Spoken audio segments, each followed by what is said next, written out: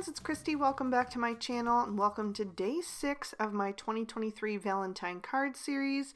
Today I'm going to be making a card using Lawn Fawn's Fantastic Friends, Would You Be Mine, and the Scent with Love add-on. So I've stamped those images out on some Spectrum Noir Ultra Smooth Premium White cardstock with Lawn Fawn Jet Black ink, and I'll be coloring with my Copic markers.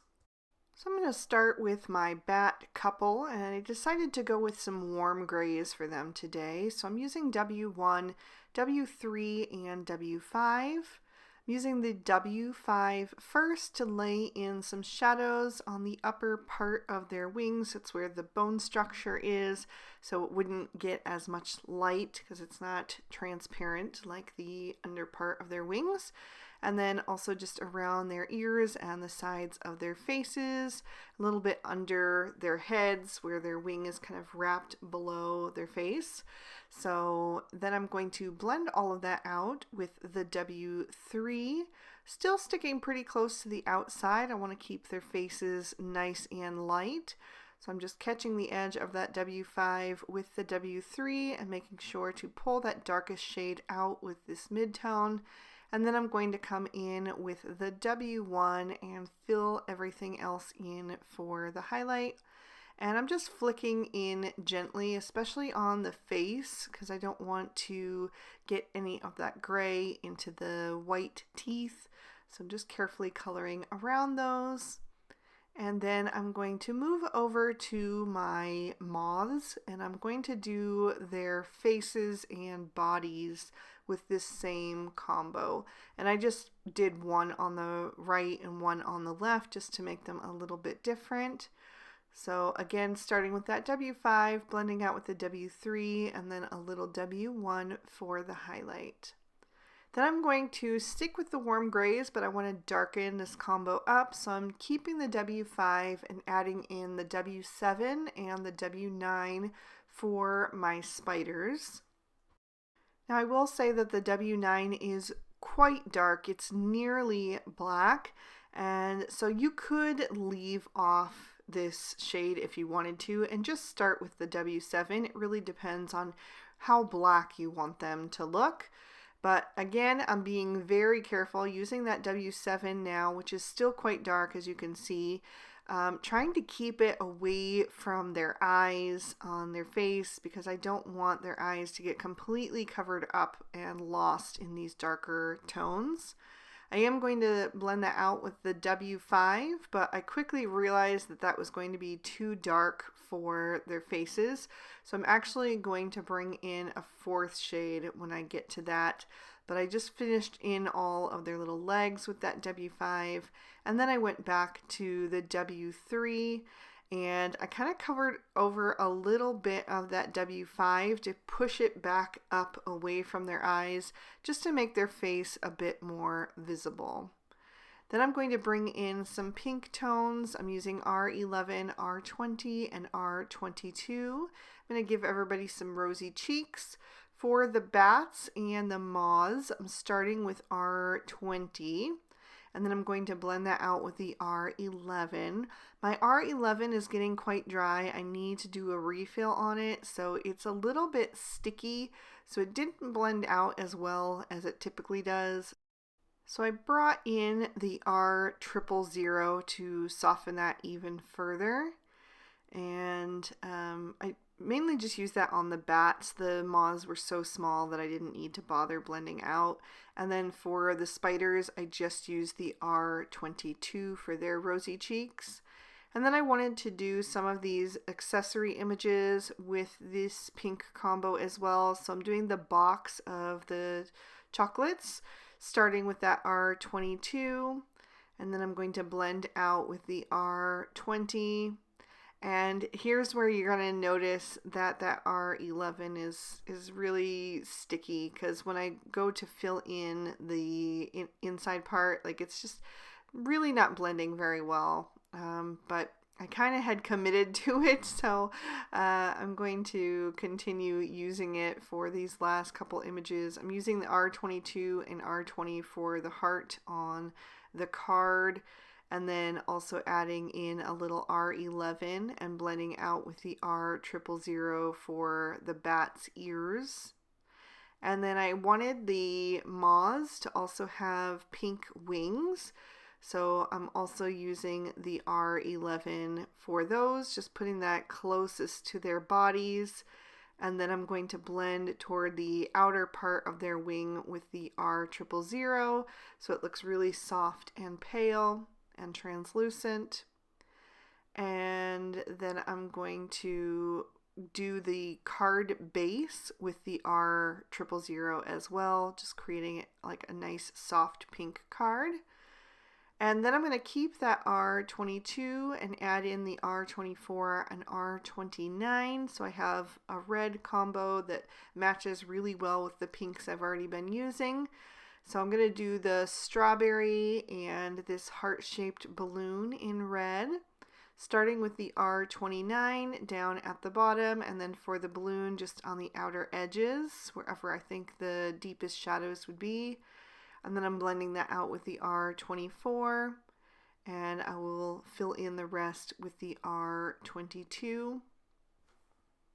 I think that's a nice combo for strawberries too, because it just has that little bit of pink in it that makes it just feel like a fresh strawberry shade.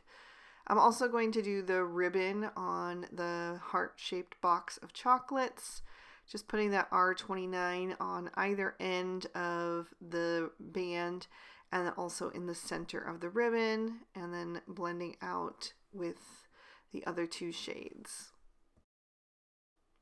Moving on to the tree branches, I decided to go with some dusty browns. I didn't want anything that was too bold, and also this is a nighttime scene, so I wanted to go with a more desaturated color for this wood. So I'm using E43, E44, and E47 to start, using the E47 to put a shadow on the underside and also on each of the smaller branches, and then I'm blending that out with the E44, making sure to save some room for a highlight because the moon would be reflecting on it in the scene that I'm going to be creating. So using that E43 to fill in the rest of these branches there. And I'm going to come back to them and add in some more detail in just a minute, but first I wanted that ink to dry. So I'm going to move on to the chocolate on my strawberry, and I'm adding in the E49 for that just to deepen that up a bit. So using that to begin and then blending out with the E47, then the E44, and I even added a touch of the E43 in there. And then I'm going to go back up to my branches and just add in some little lines and swirls, little dash marks and half circles, and just add some wood grain texture to those. Then I'm going to use G43 and G46 to color in the top of my strawberry and also the leaves on the trees. I started with the G46 and then blended out with the G43, but because there wasn't really enough contrast for me, I did go back in with some extra G46 to just deepen up the shadows on all of those objects. Then I'm going to grab a black Sakura Jelly Roll pen and get that started off to the side. Mine is quite dry, so I always have to get that ink flowing a bit. And then I'll go over the eyes of my moths and my spiders. And then I'm going to trim all of these images out with their matching dies. For the background, I'm going to start with a piece of Bristol Smooth Surface cardstock, and then I'm taking the Lawn Fawn Nighttime Stencil. I'm just using the moon stencil, and I already have some removable adhesive on the back of that, so I'm just sticking that down. I decided to add it right in the center of my scene today. I usually put it off to the left, but I decided to mix things up. And I'm going to blend on some Distress Oxide inks, and I wanted to create a pink sky. So I'm starting with some spun sugar, and I'm placing that all around the moon. This is really pale, so it's going to give me a nice glow. And then I'm going to deepen that up using some saltwater taffy. So this has like a little bit of a peachy tint to it, like a really pale salmon, but it goes really well with the R20 Copic markers. So it's going to end up blending really nicely with the coloring I've already done. So I'm bringing in that saltwater taffy from all the edges, but not overlapping all of the spun sugar. I want to leave like a little halo around that moon of the lightest shade. So then I'm going to go back to that spun sugar and kind of blend the transition between those two shades a bit better. And I'm just holding onto that stencil. It's actually really well adhered, but just gives me a place to put my fingers to hold my paper in place. And then I'm going to darken that up even further using some worn lipstick. And this is a really good match for like the R22 especially. So like I said, it's going to blend really well with the Copic coloring. So I'm making a nice bright pink sky, just taking that color in a little bit further on the bottom especially, and then trying to keep it about equal on the top and the two sides. And then I'm just working my way back toward the center with the other two shades of ink blending tools.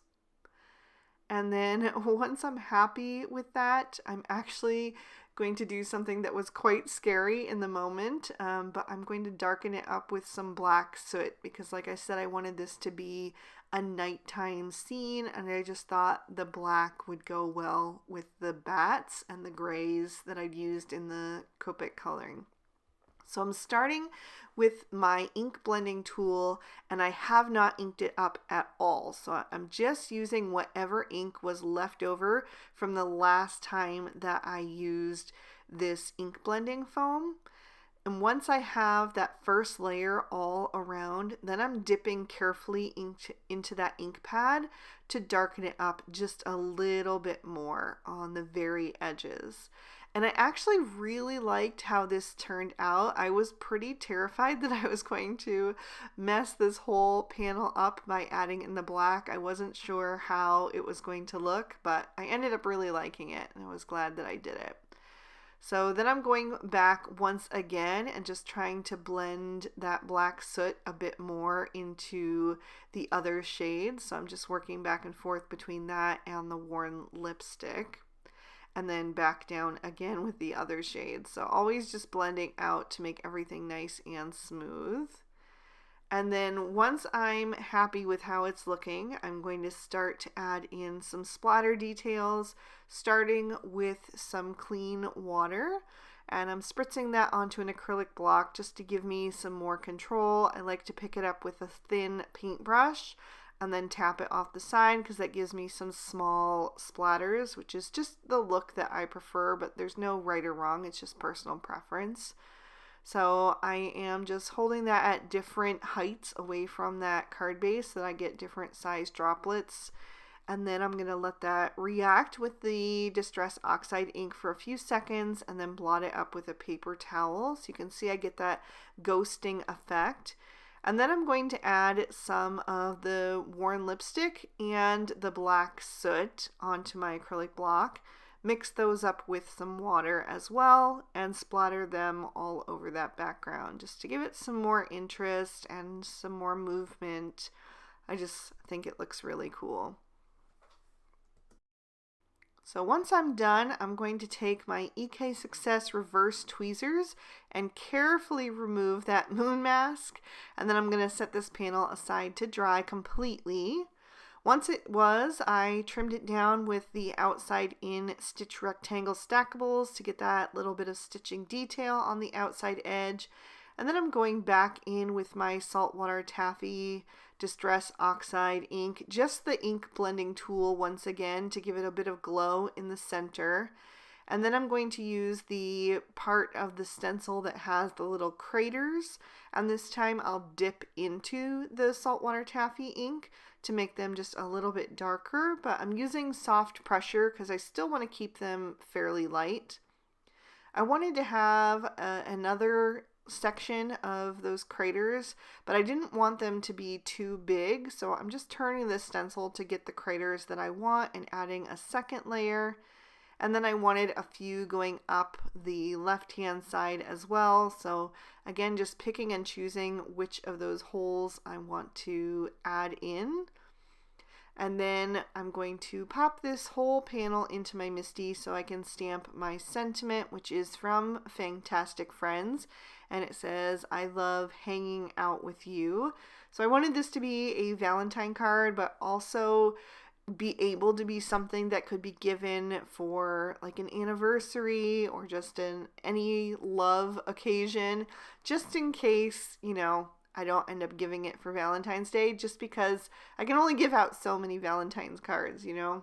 So I wanted to just have some extra cards that would work for more than one occasion. So on the inside, I'm stamping another bat and have a fantastic day from Fantastic Friends.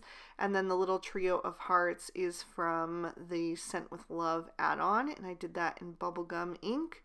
And now I'm ready to start assembling. So I'm going to glue this focal panel to the card front, and we're going to get a little bit of cardstock showing through. That is Lawn Fawn Ballet Slippers cardstock that I created this card from. It's a standard A2 size card, so 4¼ wide by 5½ tall.